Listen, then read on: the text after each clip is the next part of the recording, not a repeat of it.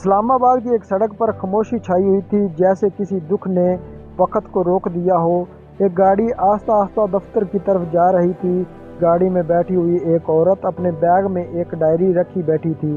وہ ڈائری جس میں وہ اپنی زندگی، ہر رات کا درد، اپنی ہر صبح کی خواہش لکھا کرتی تھی۔ وہ عورت اور کوئی نہیں، پروین شاکر تھی۔ ڈائری پروین شاکر کی رگوں میں لہو کی طرح دوڑتی تھی، اور لفظ اس کے لیے صرف حرف نہیں، سانس تھے، جس کی شاعری پڑھ کر لوگ کہتے کیا عورت بھی ایسا لکھ سکتی ہے، مگر شاید بہت کم لوگ جانتے تھے کہ وہ لفظ جو وہ لکھتی تھی وہ سب اس کی اپنی ذات کا قرب تھے۔ کہانی شروع ہوتی ہے کراچی کے ایک گھر سے۔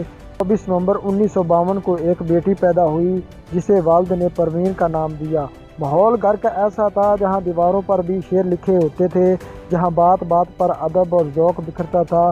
والد شاعر، نانا ادیب اور ننھی پروین جسے بچپن میں ہی لفظوں سے رشتہ جوڑ بیٹھی۔ ریڈیو پاکستان پر بولنا، مباحثوں میں جیتنا، کتابوں میں کھو جانا، یہ سب اس کے کھیل تھے۔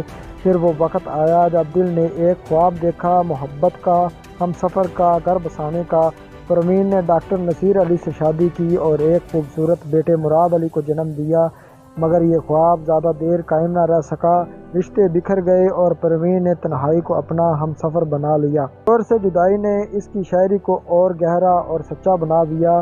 اس نے لکھا، وہی اچھے تھے جنہیں خواب دکھائے نہ گئے، یاد کیا آئیں گے وہ لوگ جو آئے نہ گئے۔ پروین کی ایک کتاب خوشبو آئی اور اس نے ادب کی دنیا کو ہلا کر رکھ دیا۔ اس کے اشعار میں عورت صرف محبوبہ نہیں تھی بلکہ بیوی بھی تھی، ماں بھی تھی، اکیلی ورکنگ وومن بھی، اور سب سے بڑھ کر ایک حساس دل۔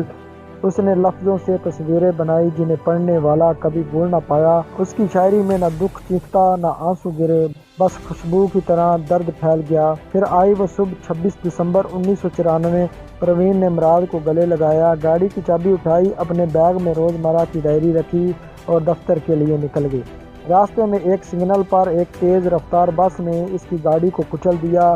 لوگ دوڑے، اسے اسپتال لے جایا گیا، مگر الفاظ اس دن خاموش ہو گئے۔ پروین شاکر صرف 42 سال کی عمر میں دنیا سے رخصت ہو گئی۔ اسلام آباد کے قبرستان میں اس کی قبر آج بھی موجود ہے، خاموش، گمسم، مگر اس کی شاعری آج بھی ہر دکھی دل کی آواز ہے۔ آج بھی کوئی لڑکی جب تنہا ہوتی ہے، جب اس پر زمانہ تنقید کرتا ہے، جب کوئی رشتہ ٹوٹتا ہے، تو وہ پروین شاکر کی شاعری میں پناہ لیتی ہے، کیونکہ پروین نے صرف شاعری نہیں کی، اس نے اپنی زندگی لکھی تھی، اور وہ زندگی اب ہماری ہے۔ دوستو، یہ تھی ہماری ویڈیو پروین شاکر پر۔